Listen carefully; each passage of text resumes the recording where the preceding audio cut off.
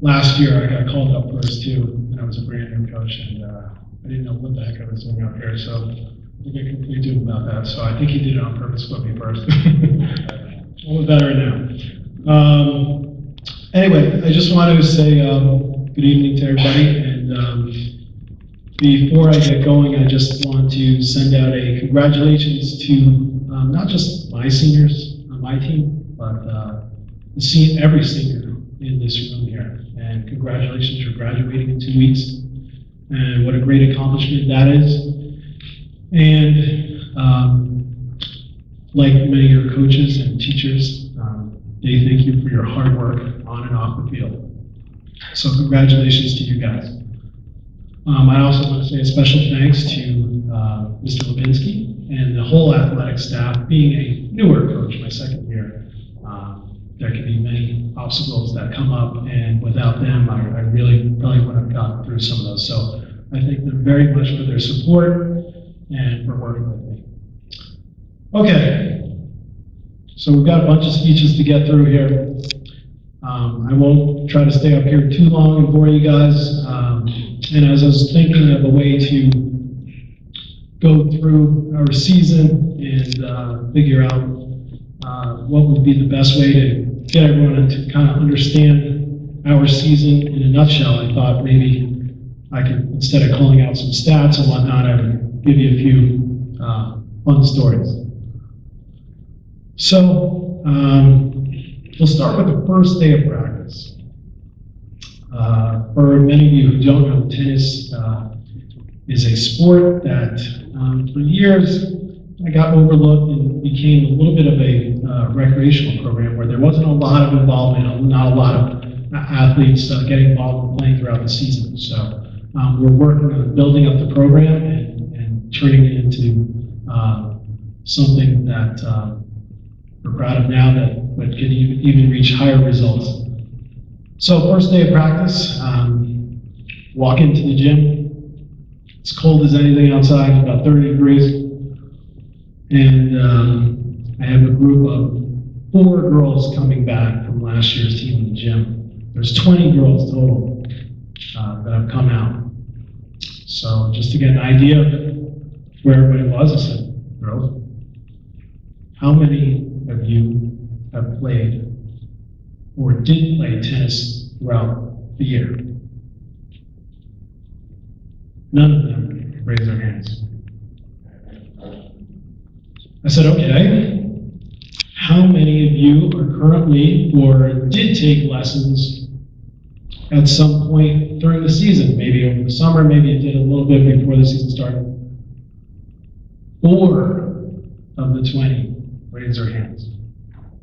So I quickly located the exits and thought about what would be the best way to head for the hills at this point and let Keith know that I couldn't continue coaching. No, that did not happen, of course. But I knew I had a little bit of a challenge on my hands. So the first day of practice started, and we literally started from scratch in terms of this is what a forehand is, and this is what a backhand is, and this is how you hit a serve, and this is how you hit a volley, and this is how you keep score. And like I said, just a few players do it, but they needed to learn everything from scratch. Just a kind of a funny story that goes along with that. On our first day of practice, I had them do, how many forehands and backhands could you make in a row, starting off? So they came up with their number. I had them write it on a piece of paper. And on one half of the paper was their name and what should have been the forehand column. And on the other half of the paper was the backhand column. And you write your name and your number next to it. How many you get it? After practice, I grabbed the letter and said, all right, let's take a look what they got. The forehand column became the foreback, and the backhand became the top hand. We couldn't quite get forehand and backhand what it was supposed to be called. So that's how new we were starting. As the season went on, we worked hard every single day. The Players came in, they committed themselves. They were sponges. Anything I asked them to do, they would do. Whether it was learning the proper form on forehands, backhands, serves, they were willing to do whatever they had to try to catch up. As the season went on, we were able to collect 2 wins. But there was a noticeable sign, and actually Coach Cronin, I kind of kid with him, he's the boys coach, you'll hear from him in a little bit. He came up to me after the first practice, and his boys were at a little bit stronger level than the girls program is right now. And the newer tennis coach said, I think your program and my program is just, we're slightly different. And I said, yeah, we're getting up there. And he came back to me in the middle of the season, and he said, you know what, I don't think you can do it, but these girls all look like they know what the heck they're doing right now. And they did, and they proved it on the court because they were committed, dedicated, and soon, by the end of the season, we had 7 matches left, and we won 5 out of our last 7 matches. And I think a great way to kind of sum up the success of the team was not only did they get 7 wins, they almost qualified as a team for the state tournament, which for a bunch of girls who were beginners and just starting, you might have thought was unimaginable. But they were right up there with some of the better teams,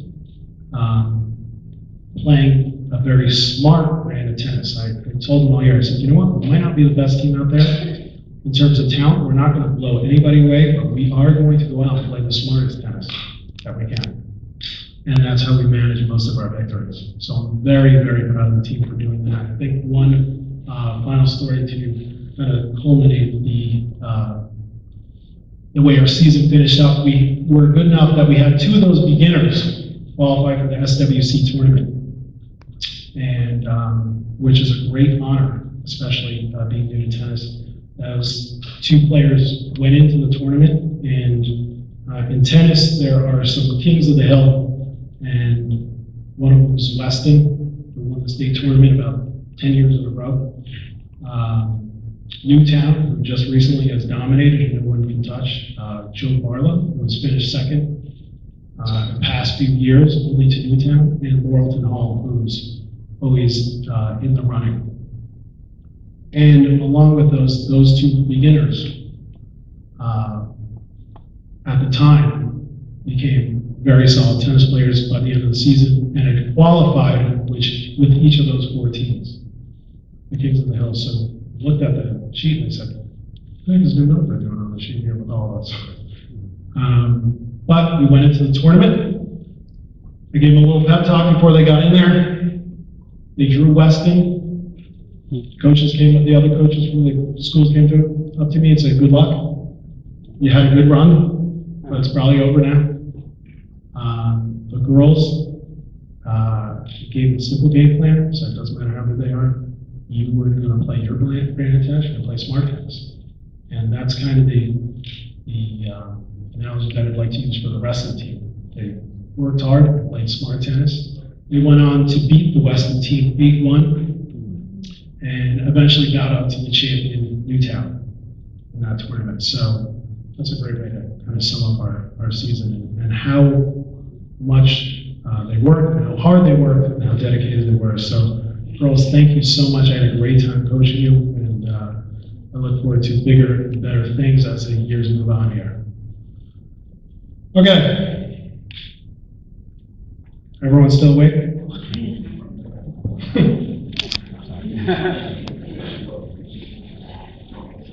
All right, we will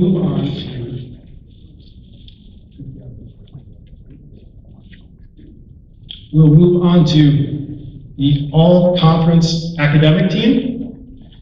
And our first player that is eligible for the Southwest Conference all-academic team is Bethany Hunt.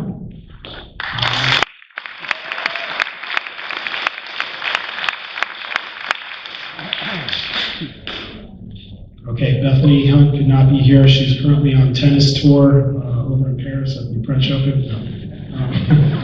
But we'll make sure that you get to it.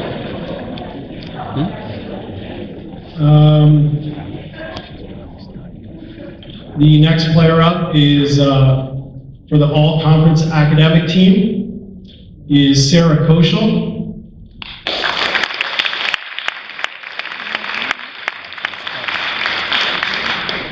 Okay, and strangely enough, Sarah Koschel and Bethany Hunt were doubles players at the French Open, and she also could not make it here.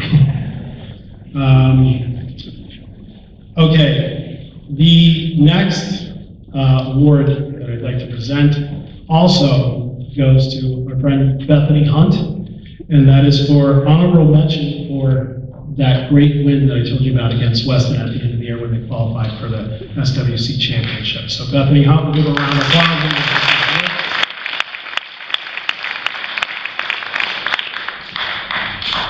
And her partner in that tournament, who also gets honorable mention, was Chelsea Buttle. So congratulations to those girls on a job well done.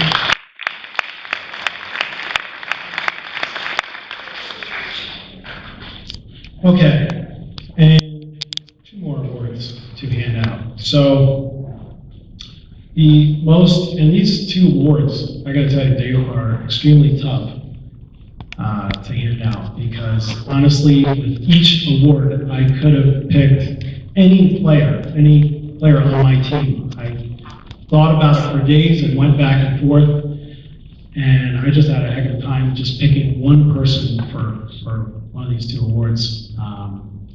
But when it comes down to it, for the most improved player, as you can imagine, with a bunch of girls that never picked up a tennis racket before, there was quite a bit of improvement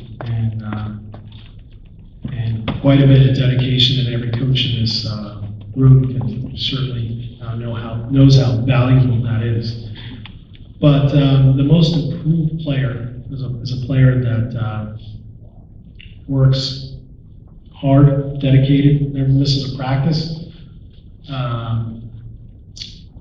Last year was a strong player. I knew I could count on her, even if she was playing down towards the bottom of our lineup. And I knew I could count on her to be strong and to probably pull off a victory for me down at the bottom of the lineup if I needed her to. This year, she went from the bottom of the lineup and through hard work, worked her way up to the very top of the lineup. She played the #1 singles position for the New Milford girls tennis team. So with that in mind and with all her hard work, I had to hand the most improved player of the year award to Amanda Aguayo.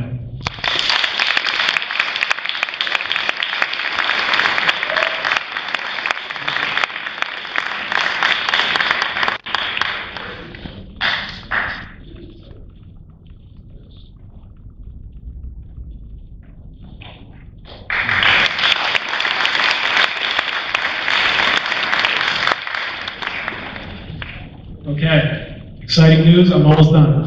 Okay, most valuable player is the award up next. And again, so tough to pick just one person. But when it comes to MVP for me, it's got a lot of different meanings, but one is certainly dedication, hard work. Knowing that your teammates can rely on you, or your coach can rely on you, no matter what the situation is. And this player really identifies with all those categories. And not only was she a great tennis player, she was also just a great person. As many times during practice, I would take a look, and it wasn't just things she was doing on the court, it was her interaction with others on the tennis team to make sure they were included, and to make sure that everyone was doing the right thing. And she's just a great person along with a great tennis player. So, Michelle Pitcher, come on up.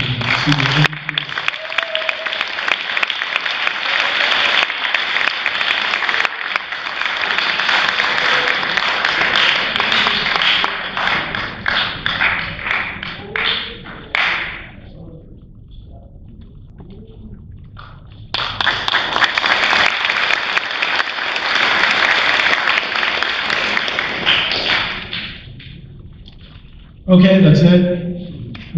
Have a great night, everybody. Thank you, Coach.